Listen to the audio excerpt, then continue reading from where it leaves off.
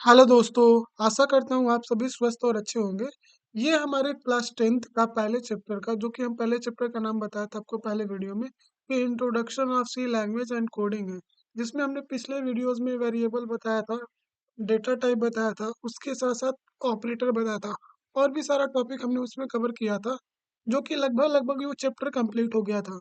इस वीडियो में हम कुछ इम्पोर्टेंट प्रोग्राम देखेंगे जैसे एडिशन हो गया, सब्ट्रैक्शन हो गया, सर्कल का क्षेत्रफल निकालना वो कैसे निकालते हैं और वेरिएबल डिक्लेरेशन और इनिशियलाइजेशन और कांस्टेंट इसके अलावा कुछ और भी टॉपिक होंगे जो कि ये काफ़ी इम्पोर्टेंट वीडियो होगा आप सबके लिए। चलिए शुरू करते हैं। देख सकते हैं पहले हम समझेंगे वेरिएबल डिक्लेरेशन क्या होता है। तो वेरिएबल डिक्लेरेशन से पहले समझेंगे कि वेरिएबल क्या होता है। तो पिछले वीडियो में हमने बताया था लेकिन फिर से एक बार बता दे रहे हैं कि वेरिएबल जो होता है किसी मेमोरी लोकेशन का स्थान होता है जहाँ पे कुछ ना कुछ डाटा रखा जाता है। फिर से समझिए कि वेरिएबल क्या होता है। वेरिएबल मेमोरी लोकेशन का वह स्थान होता है जहाँ पे कुछ ना कुछ डाटा रखा जाता है। जैसे मान लीजिए ये बॉक्स जो है, ये बॉक्स पूरा एक वेरिएबल का नाम होगा। अब इसके अंदर कुछ ना कुछ डाटा रखा जाएगा। इसमें कॉपियाँ हो सकती हैं या फिर किताबें हो सकती हैं। जो किताबें या कॉपियाँ रखी जा रही हैं वो हमारा डाटा होता है और ये पूरा बॉक्स एक वेरिएबल होता है। समझ में आ गया होगा। जैसे किचन में मसालों का डिब्बा होता है, तो मसाला वाला पूरा जो डिब्बा होता है वो हमारा वेरिएबल होता है और उसके अंदर जो प्रोडक्ट या सामान रखा गया है वो हमारा डाटा कहलाता है। उसी को पढ़ेंगे वेरिएबल डिक्लेरेशन क्या होता है, यानी वेरिएबल घोषणा। डिक्लेरेशन का मतलब होता है घोषणा यानी घोषित करना। तो सी भाषा में वेरिएबल डिक्लेरेशन का मतलब होता है कि वेरिएबल का नाम बताना और उसका क्या टाइप है। यानी जब भी हम वेरिएबल बनाएंगे प्रोग्राम में, उसका पहले हमको नाम बताना पड़ेगा, नाम के साथ हमको डेटा टाइप बताना पड़ेगा। जैसे यहाँ पे हमने लिखा है कि वेरिएबल का नाम होता है और उसका एक वैल्यू स्टोर करने वाला एक डेटा टाइप होता है। जैसे उदाहरण के रूप में यहाँ पे है कि जैसे यहाँ पे इंट हमारा क्या है, डेटा टाइप, और ये हमारा है वेरिएबल का नाम एज। इसका जो सिंटेक्स होता है वेरिएबल डिक्लेरेशन का, तो पहले हमको लिखना पड़ता है, माउस से लिखना थोड़ा दिक्कत हो, लेकिन यहाँ पे क्या होगा, कंट्रोल जेड कर लेंगे। यहाँ पे होगा हमारा डेटा टाइप, डी लिख रहे हैं यानी यहाँ पे पूरा डेटा टाइप होगा। उसके बाद होता है वेरिएबल का नाम, वेरिएबल वर नेम। मान लीजिए एन लिख दिया और लास्ट में सेमी कॉलन लिख दिया। तो वेरिएबल डिक्लेरेशन का पूरा सिंटेक्स होता है कि वेरिएबल का यहाँ पे टाइप बताना पड़ेगा आपका, यहाँ पे वर डेटा टाइप, फिर उसके बाद वेरिएबल का नाम होगा और लास्ट में हमारा सेमी कॉलन लगा होगा। तो वेरिएबल डिक्लेरेशन में आपको बताया गया कि वेरिएबल डिक्लेरेशन के अंदर वेरिएबल का नाम बताना होता है और वेरिएबल का टाइप यानी डेटा टाइप बताना होता है, जिसके अंदर वो डाटा स्टोर करता है, किस टाइप का स्टोर कर रहा है। जैसे यहाँ पे अगर हमको इंट नाम का कोई डेटा टाइप इस्तेमाल करना है प्रोग्राम में, तो इंट हमने बना लिया, उसके बाद इसी में वेरिएबल का नाम हमने एज कर दिया। जैसे यहाँ पे लिखा है कि डेटा टाइप ये इंट है और एज क्या है, वेरिएबल का नाम है। तो यहाँ पे उसका पूरा मतलब जो निकलता है कि एज नामक, जो एज नाम है वो वेरिएबल का नाम बनाया गया है और उसके अंदर जो वैल्यू रखी जाएगी वो इंटीजर वैल्यू होगी। जैसे किसी का एज 25 है तो वो हो जाएगा। अब आसान भाषा में कहें तो घोषणा डिक्लेरेशन का मतलब होता है तो कंप्यूटर को बताना कि वेरिएबल कौन से डेटा टाइप को स्टोर करेगा, यानी कौन से डेटा को स्टोर करेगा अपने अंदर। अब यहीं पे क्या होता है कि वेरिएबल इनिशियलाइजेशन में कि आप जब वेरिएबल इनिशियलाइजेशन करते हैं तो यहाँ पे आपको नाम के साथ साथ वेरिएबल के नाम के साथ साथ उसके डेटा के टाइप के साथ साथ हम उसको वैल्यू देते हैं, तो उसे वेरिएबल इनिशियलाइजेशन कहा जाता है। यानी जब प्रोग्राम में एक वेरिएबल का टाइप वेरिएबल का नाम के साथ साथ जब उसको वैल्यू दी जाती है तो वो हमारा वेरिएबल इनिशियलाइजेशन कहलाता है। जैसे यहाँ पे देख सकते हैं, जैसे हमने बताया था कि वेरिएबल का टाइप वेरिएबल का नाम और यहाँ पे इक्वल टू करके हमको एक वैल्यू देनी होती है। वेरिएबल इनिशियलाइजेशन में क्या होता है कि हमको टाइप बताया, उसके बाद वेरिएबल का नाम बताया और उसको एक वैल्यू दे दिया गया। इसी प्रक्रिया को कहा जाता है वेरिएबल इनिशियलाइजेशन। यानी इनिशियलाइजेशन का मतलब होता है प्रारंभिक मान देना, यानी प्रोग्राम के शुरू में ही बता देना कि ये वेरिएबल की वैल्यू है। जैसे यहाँ पे जैसे वेरिएबल बनाया गया और वेरिएबल की वैल्यू दी गई 20। इनिशियलाइजेशन यहाँ पे दिखा है, देख सकते हैं यहाँ पे कि वेरिएबल में पहली बार वैल्यू डालना होता है, यानी वेरिएबल को वैल्यू देना होता है। अब डिक्लेरेशन और इनिशियलाइजेशन में मतलब क्या होता है? बस यहाँ पे डिक्लेरेशन में वेरिएबल का टाइप बताना होता है और उसका एक नाम देना होता है। लेकिन वहीं जब इनिशियलाइजेशन में होता है तो वेरिएबल के टाइप, उसके नाम के साथ साथ उसको एक वैल्यू देनी होती है। जैसे मान लीजिए कि अब ये बॉक्स है, ये पूरा बॉक्स जो डिब्बा है, हमने इसका एक नाम बता दिया और उसका एक टाइप बता दिया कि ये इसमें डाटा जो रखे जाएंगे केवल अक्षर होंगे, A to Z या फिर जो जो भी रखा जाएगा। तो ये हम जो बता रहे हैं इन डिक्लेरेशन का पार्ट हो जाएगा, डिक्लेरेशन, जिसमें हमने डिब्बा एक लिया और उसमें बताया कि हम ये सामान रखने वाले हैं, जैसे अक्षर हम रखने वाले हैं, तो ये होता है डिक्लेरेशन। लेकिन वहीं पे जब इनिशियलाइजेशन हो जाएगा, इनिशियलाइजेशन कि अक्षर का मतलब यहाँ पे कह सकते हैं कि यहाँ पे कैरेक्टर रखे जाएंगे। लेकिन कौन सा कैरेक्टर रखा जाएगा, A B C D या फिर कोई चिन्ह, तो जब हम उसको एक वैल्यू दे रहे हैं, फिक्स नंबर दे रहे हैं या फिर अक्षर दे रहे हैं, तो वो होता है वेरिएबल इनिशियलाइजेशन। एग्जाम में कभी कभी पूछता है 2 या 3 नंबर में, तो इसको आसानी से आप समझ सकते हैं कि डिक्लेरेशन का मतलब होता है उसका टाइप और वेरिएबल का नाम बताना। इनिशियलाइजेशन का मतलब होता है उसके नाम और टाइप के साथ साथ उसको एक वैल्यू देना, जैसे यहाँ पे दिया गया है, यहाँ पे केवल टाइप बताया गया, उसको एक नाम दे दिया गया। अब इसमें अगला जो हेडिंग है, सी कैरेक्टर सेट क्या होता है? तो सी लैंग्वेज में कैरेक्टर सेट का मतलब होता है ये बहुत सारे चिन्हों और अक्षरों का समूह होता है जो प्रोग्राम में लिखे जाते हैं। अब ये कैरेक्टर सेट जो होते हैं वो कैसे होते हैं? तो A B C D, ये अक्षर और नंबर और चिन्ह वगैरह जब सबसे मिलकर बना होता है, यानी कैरेक्टर सेट जो होता है अक्षरों, चिन्हों और नंबरों का समूह होता है, जिसे सी कैरेक्टर सेट कहा जाता है, जो प्रोग्राम में उपयोग किया जाता है। अब ये किसी कैरेक्टर सेट जो होता है जिसमें अक्षर भी होते हैं, अल्फाबेट A to Z और small A to Z, digit भी होता है 0 से लेकर 9, उसके बाद स्पेशल सिंबल जैसे कि प्लस, माइनस, मल्टीप्लिकेशन, डिवीजन, ये रिमाइंडर हुआ, ये इक्वल टू यानी असाइनमेंट वाला चिन्ह हुआ। तो ऐसे विशेष चिन्ह भी यूज किए जाते हैं। और वाइट स्पेस के लिए अगर हमको स्पेस चाहिए या फिर टैब चाहिए या फिर न्यू लाइन चाहिए, तो ऐसे भी चिन्हों का इस्तेमाल किया जाता है प्रोग्राम में। अब अगला जो टॉपिक है इसमें आइडेंटिफायर क्या होता है? तो आइडेंटिफायर का मतलब होता है कि जो हम प्रोग्राम में वेरिएबल का नाम या फिर फंक्शन कोई बना रहे हैं या फिर अरे बना रहे हैं, तो वो फंक्शन का नाम या प्रोग्राम में यूज किया जाने वाला वेरिएबल का नाम ही हमारा क्या कहलाता है? आइडेंटिफायर। आइडेंटिफायर का मतलब होता है कि जिससे वो वेरिएबल की पहचान की जाती है कि वो उसमें किस टाइप का कैसा डाटा यूज किया जाएगा। जैसे यहाँ पे मार्क्स जो है एक आइडेंटिफायर है और यहाँ पे वेरिएबल की तरह भी कार्य करेगा। यहाँ पे सैलरी जो है ये भी एक आइडेंटिफायर है। जैसे ऊपर हमने एज लिया था यहाँ पे, जैसे यहाँ पे एज भी क्या एक तरह से आइडेंटिफायर है। तो हमने बताया कि आइडेंटिफायर क्या होते हैं।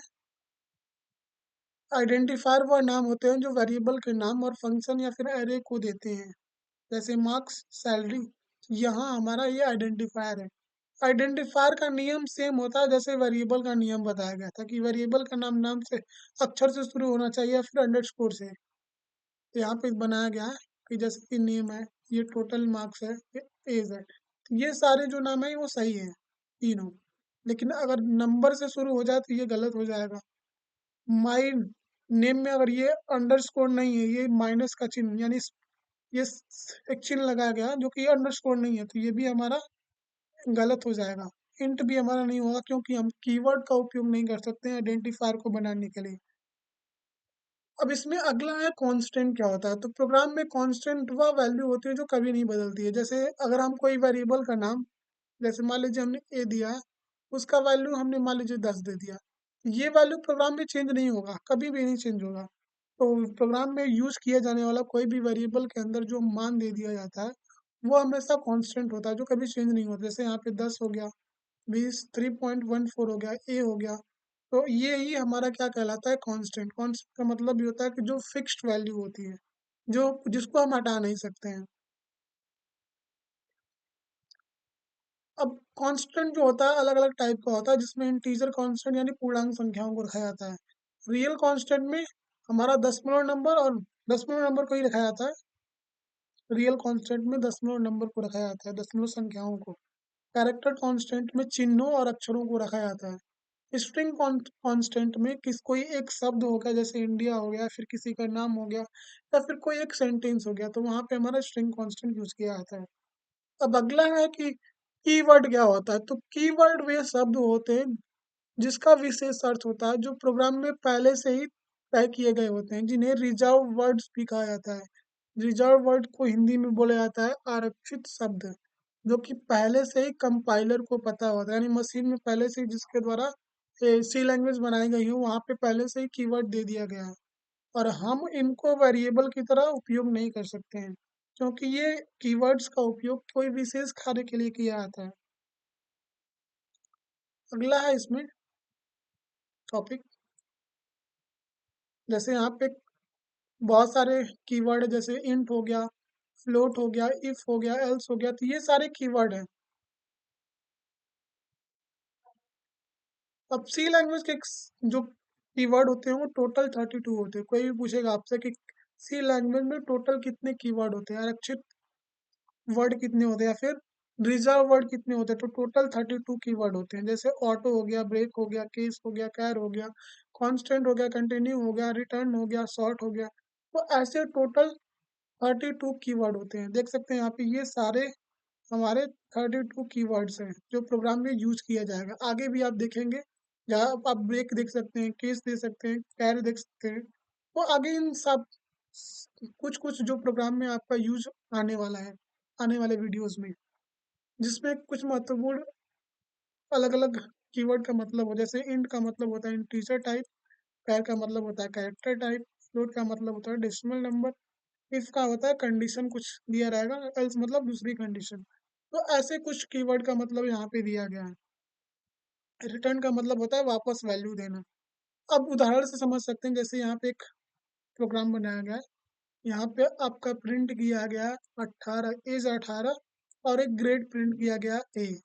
तो यहाँ से प्रोग्राम देख सकते हैं कि यहाँ से प्रोग्राम शुरू हुआ है हैश इंक्लूड, यानी प्रोग्राम का हमेशा जो पहली लाइन होगी, ये लाइन हमेशा लगभग लगभग हर एक प्रोग्राम में लिखी जाएगी। उसके साथ साथ ये इंट मेन भी लिखा जाएगा, क्योंकि प्रोग्राम का जो एग्जीक्यूशन होता है वो रन होता है तो मेन फंक्शन से ही रन होना शुरू करता है। तो यहाँ पे इसका आउटपुट क्या आएगा, तो 18 आएगा और ए आएगा, जैसे यहाँ पे है। जब आप अपने मोबाइल फोन में हमने बताया था कि जैसे मान लीजिए इसी प्रोग्राम को हमको रन करके दिखाना है, तो मान लीजिए हम यहीं पे VS कोड ओपन कर लेंगे, विजुअल डिस्प्ले कोड। जैसे हमको यहाँ पे क्या लिखेंगे, ये पूरा प्रोग्राम सेम रहेगा, यहाँ पे पहले से कुछ टाइप किया गया। हम यहाँ पे क्या करेंगे, इंट एज, यहाँ पे एज को हम कोई भी वैल्यू दे दे रहे हैं, मान लीजिए हम 56 दे रहे हैं, सेमी कॉलन। वापस यहाँ पे हमको कोई कैरेक्टर प्रिंट करना है तो कर दिया। अब हमने साइन नाम का वेरिएबल बना दिया, तो ये वेरिएबल आपको बनाना पड़ेगा जब आपको प्रोग्राम में कोई भी अक्षर या फिर कोई चिन्ह प्रिंट करना होगा तब।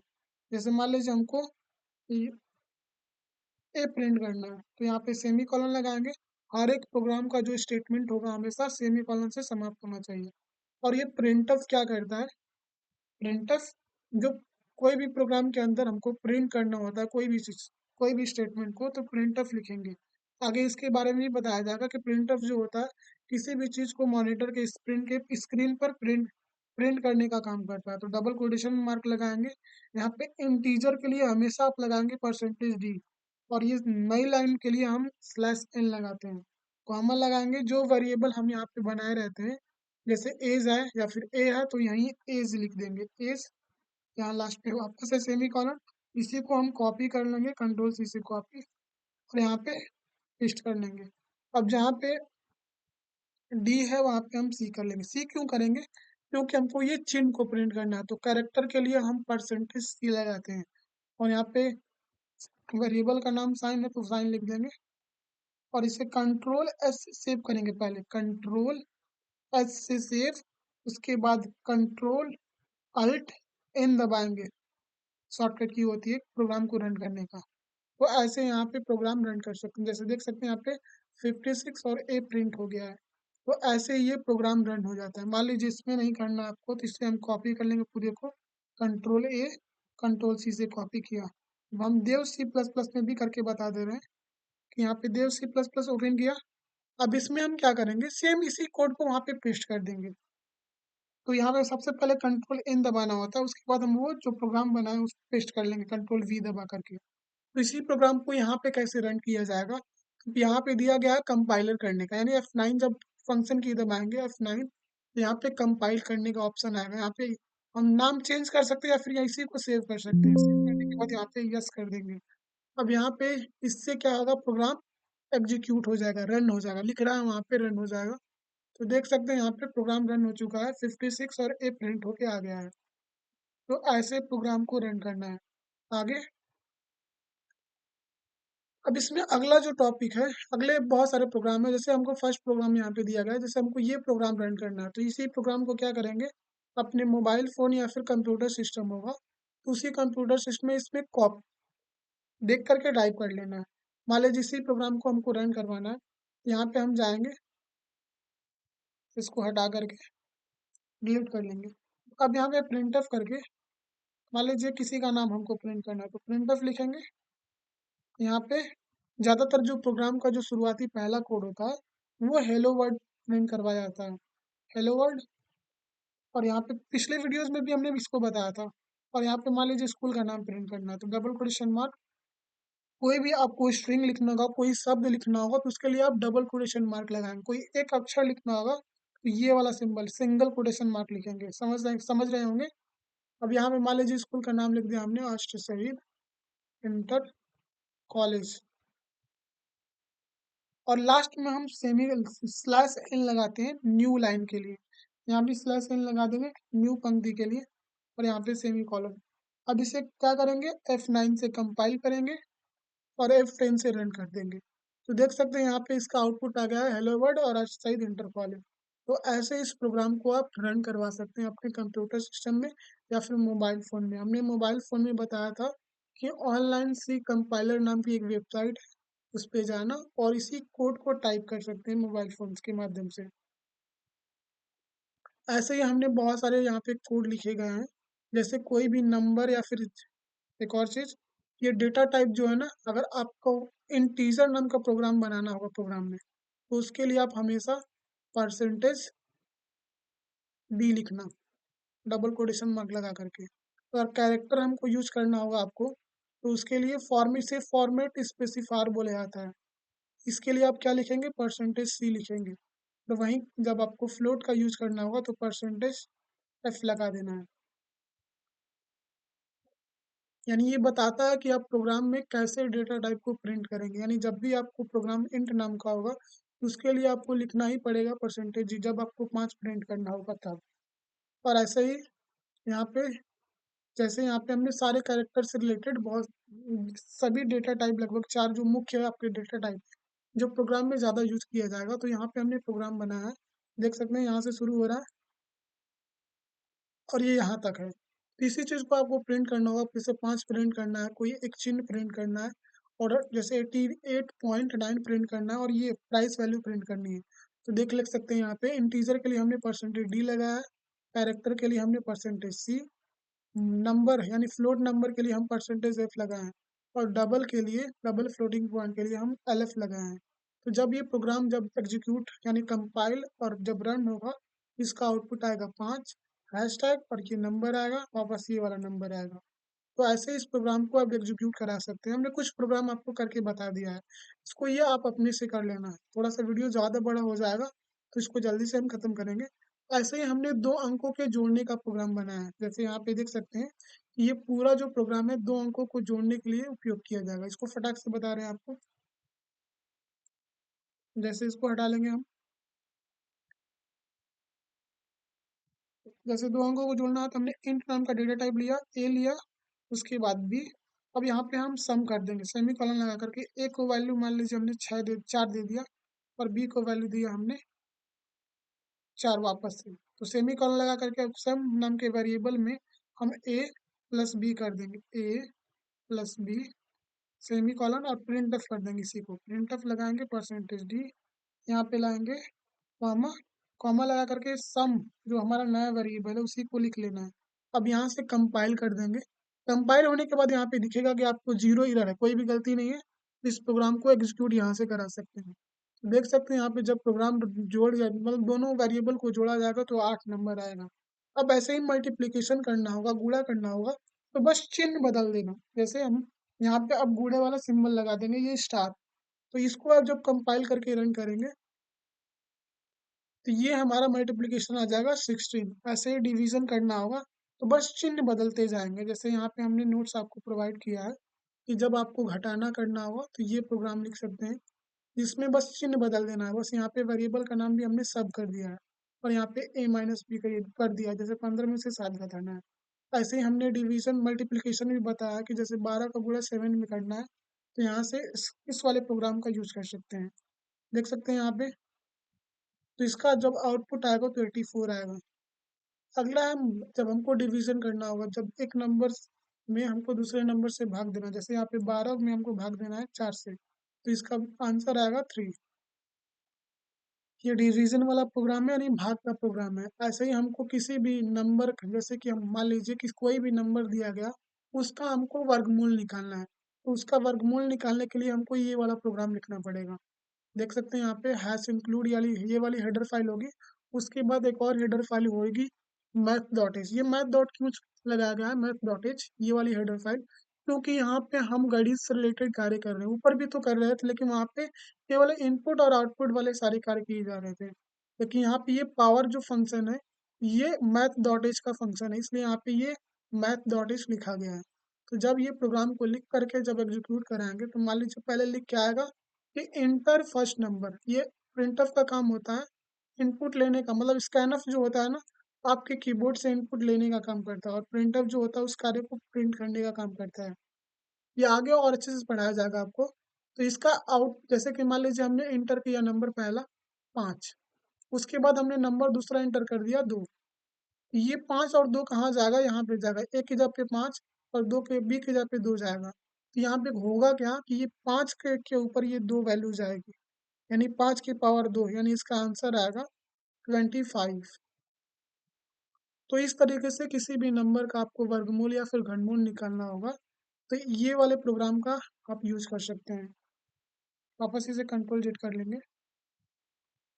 अब इसमें अगला जो प्रोग्राम है, किसी भी जैसे कि वृत्त का हमको क्षेत्रफल निकालना है, तो सेम ऐसे ही यहाँ पे hash include math dot H लगाना जरूरी नहीं है।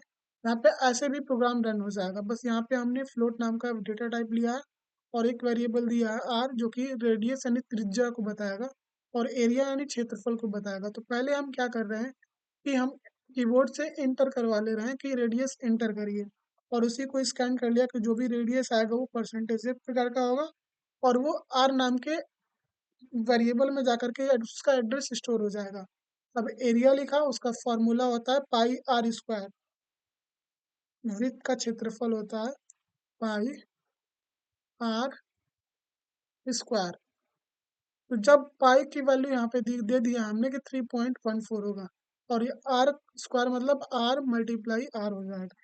तो जब हम ये प्रिंटफ लिख करके परसेंटेज एरिया लिखेंगे, तो ये हमारा प्रोग्राम का क्षेत्रफल आ जाएगा। जैसे इसका ये इंपॉर्टेंट आपको बता दे रहा हूँ। जैसे यहीं पे हम इसको हटा करके बता रहे हैं कि सबसे पहले हम इंट नाम का वेरिएबल लेंगे, और उसको मान लीजिए पहले हमने आर नाम का वेरिएबल दिया और एक दे दिया एरिया, सेमी कॉलन लगा दिया। मान लीजिए हम यहीं पे आर को एक वैल्यू दे सकते हैं, जैसे मान लीजिए हमने आर को वैल्यू 7 दे दिया, 7 और कॉमा लगा करके, जैसे वहाँ पे फ्लोट था तो वहाँ यहाँ भी हम फ्लोट कर लेंगे, फ्लोट। अगर आप कोई भी मिस्टेक करेंगे तो प्रोग्राम एग्जीक्यूट नहीं होगा। यहाँ पे आर को हम कोई दशमलव वैल्यू में दे देंगे, 0.0। अब यहाँ पे सेमी कॉलन लगाएंगे, सेमी कॉलन लगा करके एंटर करेंगे।